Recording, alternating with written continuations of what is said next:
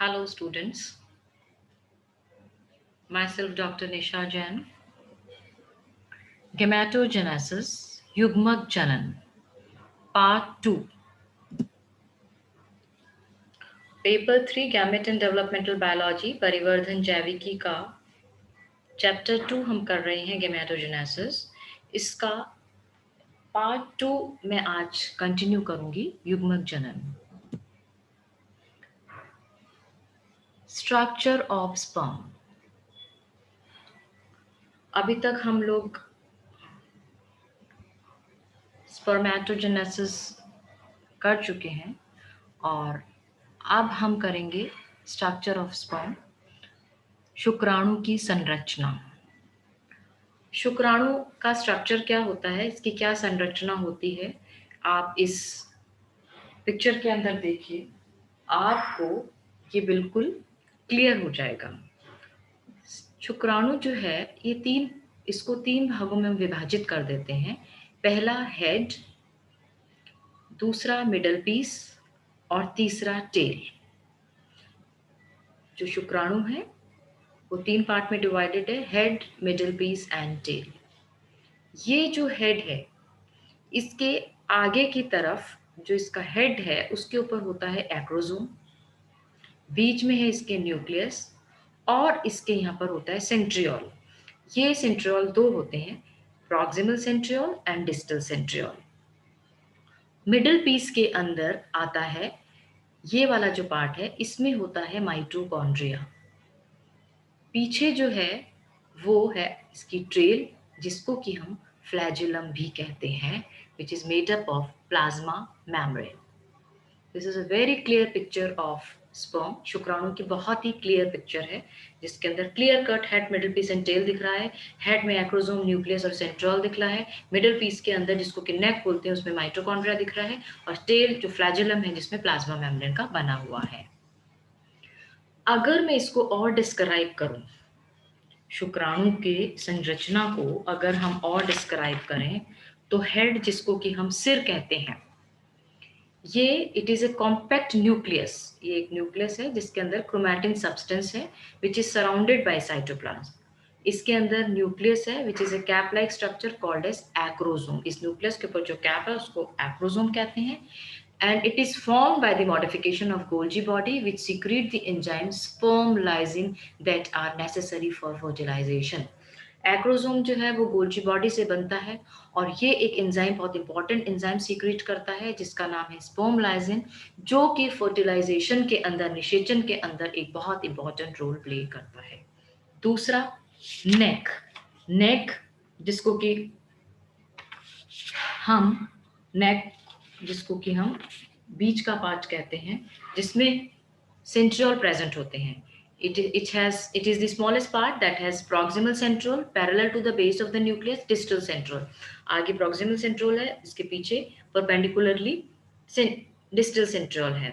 The proximal centriole is present also in the mature spermatozoa. The distal centriole disappear after axoneme assembly.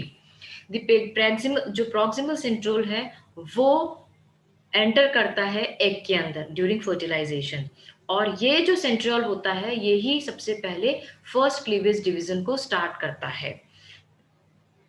The distal centriole give rise to the axial filament. जो पीछे है centriole वो axial filament और tell को बनाता है, जिसके अंदर के 9+2 अरेंजमेंट होता है। Middle piece has got a membrane which called मेशेट which is a middle piece.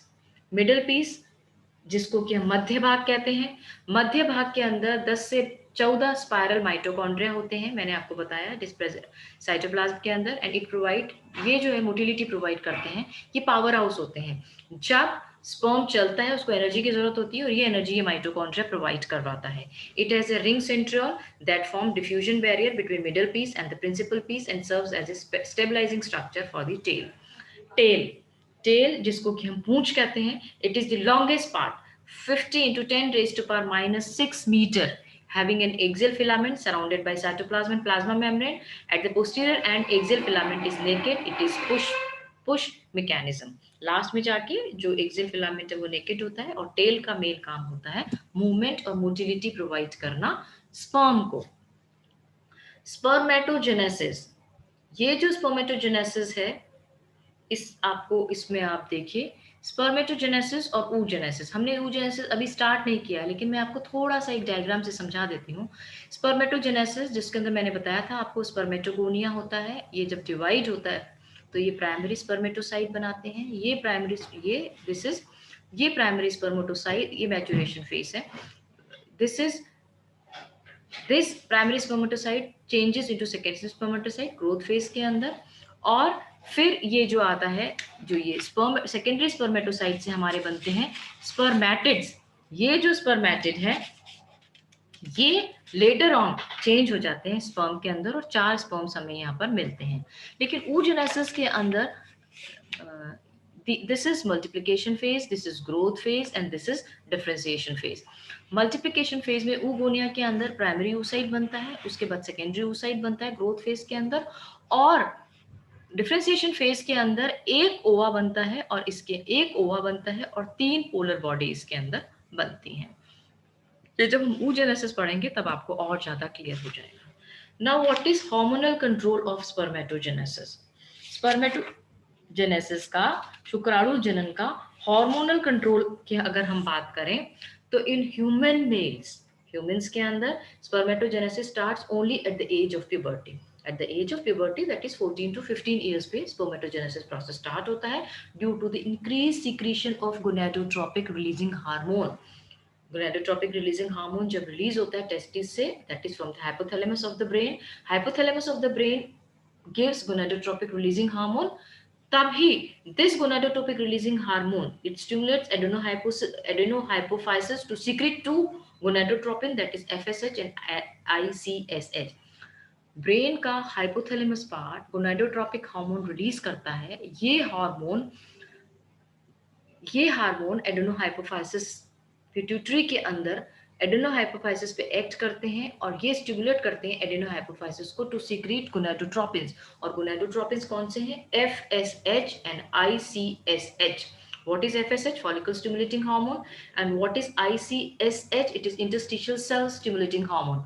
ICSH stimulates the Leydig cells of the testes to secrete male sex hormones called androgens, most important of which is testosterone। मैंने आपको seminiferous tubule का structure समझाया था, तब मैंने आपको बताया था लेडिक सेल्स सेमिनिफेरस ट्यूब्यूल्स के बीच में प्रेजेंट होते हैं, और ये सेल्स टेस्टोस्टेरोन हार्मोन सीक्रेट करते हैं। Testosterone stimulate the spermatogenesis, especially spermiogenesis। Testosterone spermatogenesis को स्टिमुलेट करता है। FSH, follicle stimulating hormone, stimulate the Sertoli cells of the testes to secrete certain factors which help in the process of spermatogenesis। follicle stimulating hormone Sertoli cells जो कि speminiferous tubule के अंदर present होते हैं, जो कि न्यूट्रिशन प्रोवाइड करते हैं, ये FSH हेल्प करता है Sertoli cell को for the process to complete the process of spermatogenesis, शुक्राणु जनन को कंप्लीट होने के लिए। शुक्राणु जनन का क्या महत्व है? What is the significance of spermatogenesis? Number 1, it produces haploid sperm. शुक्राणु जनन स्पर्मेटोजेनेसिस से हमें स्पर्म प्राप्त होते हैं, हैप्लॉइड, डिप्लॉइड नहीं है, हैप्लॉइड स्पर्म्स। क्रॉसिंग ओवर में अकर ड्यूरिंग मियोसिस 1, सो प्रोड्यूसिंग वेरिएशन। स्पर्मेटोजेनेसिस के अंदर क्रॉसिंग ओवर होता है मियोसिस 1 के अंदर, जिससे कि वेरिएशन आता है। It proves evolutionary relationship. Evolution के अंदर it play important role, this spermatogenesis. Now what is oogenesis? हमने स्पर्मेटोजेनेसिस कंप्लीट कर लिया है। अब oogenesis की अगर हम बात करें, oogenesis जिसको कि हम बोलते हैं अंड जनन, जिसका मतलब होता है formation of female germ cell, that is ova और एग। अंडे के बनने को हम कहते हैं oogenesis या अंड जनन। It occurs in the outermost layer of the ovaries. कहाँ पर होता है ये? फीमेल रिप्रोडक्टिव ऑर्गन क्या है? Ovary. It is also formed of 3 phases, जैसा कि स्पर्मेटोजेनेसिस के अंदर 3 फेज थे, oogenesis के अंदर भी 3 फेज हैं, multiplication phase, growth phase and maturation phase. ये है ओवरी का स्ट्रक्चर। मैंने आपको पहले टेस्टिस का स्ट्रक्चर बताया था, अब आ रहा है oogenesis के अंदर ओवरी का स्ट्रक्चर। बहुत ही सिंपल ओवरी का स्ट्रक्चर है। देखिए यहाँ से हम स्टार्ट करते हैं। ये तो ब्लड वेसल्स हैं ब्लू और रेड कलर के, जो ओवरी के अंदर जा रहे हैं। ये है प्राइमरी फॉलिकल, जर्मिनल एपिथेलियम होती है, और उसमें से एक सेल जर्मिनल एपिथेलियम बाहर निकलता है, विच इज प्राइमोडियल फॉलिकल। ये बड़ा होता है, इसको हम बोलते हैं प्राइमरी फॉलिकल। ये फॉलिकल बनता है सेकेंडरी, इसके अंदर एक oocyte का डेवलपमेंट होता है और ये बन जाता है secondary follicle. This oocyte becomes the nucleus and the oocyte become more grow big, and this is called Graafian follicle. Now at the time of ovulation, this egg releases from the ovary and it comes out into the fallopian tube. I hope आपको समझ आ रहा होगा. और अगर ovulation नहीं होता है तो ये corpus, it develops into corpus luteum and this corpus luteum degenerates and this result into the minstrel bleeding. Is it clear? ये है आपका ओवरी का स्ट्रक्चर. जैसा कि मैंने आपको बताया इसके अंदर 3 फेज हैं, multiplication phase, growth phase and maturation phase. आपको मैं समझा चुकी हूँ. मल्टीप्लिकेशन फेज के अंदर प्राइमरी जर्म सेल्स जर्मिनल एपिथेल से बाहर आते हैं और ये मियोटिक डिवीजन करके ऊगोनिया बनाते हैं, जिसको कि हम ऊगोनिया कहते हैं. ग्रोथ फेज के अंदर जो होता है, जो ऊगोनिया है उसके अंदर बहुत सारी न्यूट्रिटिव लेयर्स और फॉलिकुलर सेल्स इकट्ठे होते हैं और वो प्राइमरी फॉलिकल बना देता है और ये प्राइमरी फॉलिकल सेकेंडरी फॉलिकल बनाता है. Soon secondary follicle developed into cavity called atrium and it is called tertiary follicle or Graafian follicle. Growth phase के अंदर it increases in size about 200 times in human female by the formation or accumulation of yolk by the special mitochondrial cloud lies close to the nucleus and called yolk nucleus. Growth phase के अंदर oocyte बहुत ज़्यादा grow करता है 200 times. Nucleus become bloated with nucleoplasm and called germinal vesicle. A thin vitelline membrane is secreted around the oocyte. Increase in the number of mitochondria and endoplasmic reticulum and Golgi bodies. Formation of Lambert chromosomes in fishes, amphibia, reptile, bird, insect for rapid yolk synthesis. लैम्ब्रेट chromosomes का development हो जाता है किसमें? Fishes, amphibia, reptiles, birds, insect के अंदर, जो कि योग बनाता है. Gene amplification and redundancy of rRNA gene of rapid synthesis RNA. Maturation phase के अंदर ही फर्स्ट पोलर बॉडी बनती है. इसके अंदर अब आता है मैचुरेशन फेज. इसके अंदर जो कि oocyte पूरा डेवलप्ड है, अब मियोसिस 1 के अंदर जाता है जिसको कि हम रिडक्शनल डिवीजन बोलते हैं. और फर्स्ट पोलर बॉडी ये डिवाइड होता है, इसके अंदर एक oocyte होता है और दूसरा फर्स्ट पोलर बॉडी होती है. और now this first polar body, the larger cell is called the secondary oocyte and has bulk nutrient rich. Both these are haploid and each has 223 chromosomes. Now this first polar body and secondary oocyte undergoes second meiosis division. Second meiosis division के अंदर second polar body बनती है और एक oocyte बनता है. तो कहने का मतलब ये हुआ कि 3 तो पोलर बॉडी बनी और एक oocyte और एक ओवा बनता है. इसको मैं अगर आपको और आगे समझाऊंगी तो और ज़्यादा क्लियर होगा. देखो, प्राइमरी जर्म सेल से oogonia बना. क्रोमोसोम नंबर आप देखिए 44. ये एनलार्ज हुआ, प्राइमरी oocyte बना. यहाँ पर फर्स्ट मियोटिक डिवीजन हुआ और एक सेकेंडरी oocyte बना और एक फर्स्ट पोलर बॉडी बनी. सेकेंड मियोटिक डिवीजन हुआ तो एक ओवा बना और सेकेंड पोलर बॉडी बनी और यहाँ पर ये फर्स्ट पोलर बॉडी डिवाइड हो गई. तो फाइनल रिजल्ट हमको क्या मिला oogenesis का? एक तो ओवा और 3 पोलर बॉडीज. एक बार और समझाऊंगी इसको. ये आपका हिंदी के अंदर है लेकिन ये वही है, सिमिलर सेम. दिस इज समसूत्री विभाजन, अर्धसूत्री विभाजन, अर्धसूत्री विभाजन और यहाँ पर 3 पोलर बॉडीज और एक ओवा बन रहा है. इस oogenesis के अंदर आप देखिए, दिस इज अगेन oogonia. ये प्राइमरी फॉलिकल है, अर्ली प्राइमरी फॉलिकल, जिसको कि हम बड़ा होके प्राइमरी फॉलिकल.